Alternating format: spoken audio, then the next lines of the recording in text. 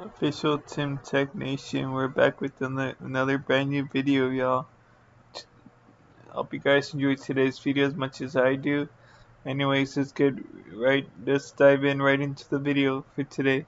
How and why Redzone plans to upgrade from LTE to 5G for FWA. Redzone Wireless, a fixed wireless internet provider in Maine, is mulling an upgrade to 5G and it ponders an expected incursion into its territorial by T-Mobile. Redzone founder CEO Jim McKenna told Light Reading he experts to make the company first 5G equipment purchase sometime this quarter. He said he plans to test equipment from a variety of vendors, then eventually begin to upgrade select Redzone transmission sites from LTE provided fixed wireless service to one running the 5G standalone. No, not standalone. I apologize. 5G standard. We're very bullish on it, McKinney said. And that's picture McKinney, by the way. Importantly, McKinney said the Redzone, a privately held company with around 30 employees, owns up to 100 megahertz of 2.5 gigahertz mid-band spectrum in almost half of its service territory. He said an upgrade to 5G would give the company the ability to deploy advanced technologies like beamforming, massive MIMO, and carrier aggregation in order to offer fixed wireless access to FWA service at speeds up to 500 megabytes. Although McKinney declined to offer specifics, he estimated it could cost up to $1 million per cell tower for its own upgrade from LTE to 5G. He said the company counts around 90 cell towers in its network. Roughly 25% of those sites generate enough profit to warrant an immediate upgrade to 5G. Other sites may be upgraded if necessary. McKinney declined to say how many customers Redzone has, but he said the operator counts thousands of customers, but less than 10,000 across all of the countries of Maine. He added the operator established in 2006. He has seen its revenues grow at compound annual growth rate of 22% since 2015. We expect that they'll hit us with the frag train, McKinney said of T-Mobile. He said T-Mobile doesn't have much 2.5 GHz mid-band spectrum for 5G in Redzone coverage area, mainly because Redzone owns much of it. But T-Mobile purchased additional 2.5 GHz holdings in Maine during the recent FCC spectrum auction. McKinney said he expects T-Mobile to use those auction winnings to expand into Redzone coverage area at some point in the future. That he said is part of what's driving Redzone to invest in an upgrade from LTE to 5G. Noticeably, though, McKinney said Redzone hopes to leverage T-Mobile investment into 5G for its own move for the network technology. He said T-Mobile's massive nationwide 5G upgrade program has helped deploy an ecosystem of equipment around 2.5 gigahertz band.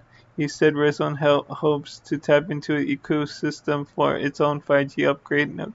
Nokia and Ericsson and are T-Mobile main 5G equipment suppliers. Finally, McLean said Redzone is also inking wholesale FWA agreement involving its 2.5 GHz spectrum with several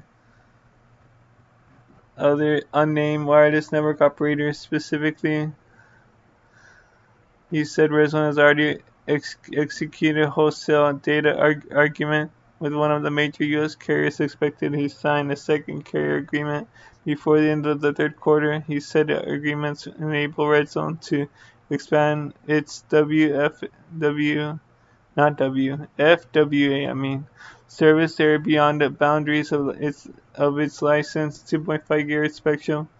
Holdings and arguments are reciprocal, he said, and Redzone wholesale partners were able to access the company licensed with 5 GHz in network in order to expand in Maine. A history of things to come. Redzone of hundreds of smaller fixed wireless internet service providers around the country, according to figures from the Wireless Internet Service Provider Association. Such providers collectively count 8 million customers across the U.S., but the space has caught fire recently thanks to the entirety of T-Mobile and Verizon due to 5G network running in mid-band spectrum. Verizon and T-Mobile collectively have captured virtually all of the growth in the U.S. broadband market through the past year, and some financial analysts don't expect that to change much over the course of 2023. Partially as a result, the nation cable company, long dominant force in the U.S. broadband market, has experienced history slowdown in their core business. For its part, Redzone continues to focus exclusively on fixed wireless rather than expanding into fiber like Rice Broadband and other FWA players.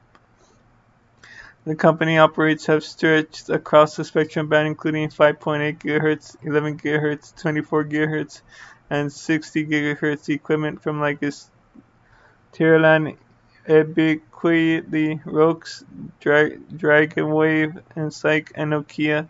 Redzone also makes an early into its 5G branding game with its 5 GHz trademark property, multi-spectrum carrier aggregation, MIMO, cable fixed wireless. In recent months, Redzone embraced its equipment from vendors China from its unlicensed 3.5 GHz CBRS operators. McKinney said Redzone has been running China equipment for around 2 years now and currently counts hundreds of customers across roughly 15 sales towers. I'm very impressed with the technology capability in aggregating capacity its coverage with CBRS, he said. However, McKinney noted the China system is affected by once a quarter by nearby U.S. military operations CBRS ban. Not necessarily surprised that CBRS ban operators under equipped spectrum sharing scenario that allows commercial operators to use the spectrum when it's not needed by Navy ships and other Defense Department operations, but Kenny and Redzone has expected that such operations, one would cut into customer service, would only happen once a year rather than once a quarter. The broadband market, of course, T-Mobile likely incursion into Redzone coverage area is only competitive factor affecting the FWA provider's future prospects. McKinney said Charter Communications is the main Maple cable operator while consolidating communications new Findamentum brand has been making inroads in the fiber sector. He has said Charter has been working about deploy a moat around its customers by offering discounts and mobile service. However, he said the most Redzone customers come from Charter and they hunt for cheaper internet service. We are seeing from consumer perspective an interest in more affordability of choice and the speeds and availability. McKinney said nothing that one of the Redzone most popular offerings is the $30 per month plan with 50 megabytes speed for seniors.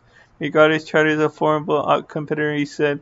Topic noted worthy considered the U.S. government is preparing to spread more than $40 billion across the country to support the construction of broadband network in rural areas. And Maine is set to receive around $27.2 million that amount, but Redzone may not be able to dip in those subsidies due to regulation preference for fiber networks. Unfortunately, McKinney said, but fixed service can be affordable, reliable, and profitable with relatively few customers that can do well with 10% market share. He said fiber providers, on the other hand, have often need to acquire the 50% of customers in their coverage areas in order to be profitable. That could be difficult in rural areas. Most people just want Toyota, McKinney explained, rather than a Ferrari. That because Toyotas that fixed wireless and broadband are affordable and reliable. Fixed wireless is a perfect fit, he said. Alright, that wraps it up for today's video. This is an amazing video of T-Mobile. And Redzone plans to upgrade from LTE to 5G for FWA. This is really speaking volumes, and I can't wait to see what T-Mobile and this guy McKinney does in the broadband industry and the 5G industry. Let's see what happens, and I can't wait to talk to you guys in the next video. If you like today's video, go drop a big fat like, comment, subscribe, and links to this article will be down in the description down below. I'll appreciate y'all tuning to another video of mine.